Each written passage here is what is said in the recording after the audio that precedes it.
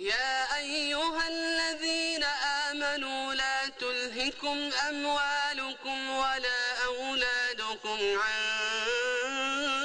ذكر الله ومن يفعل ذلك فأولئك هم الخاسرون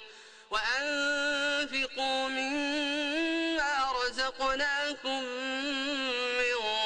قبل أن يأتي أحدكم الموت فيقول رب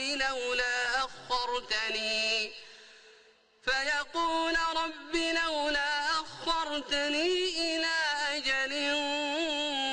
قريب فأصدق وأكن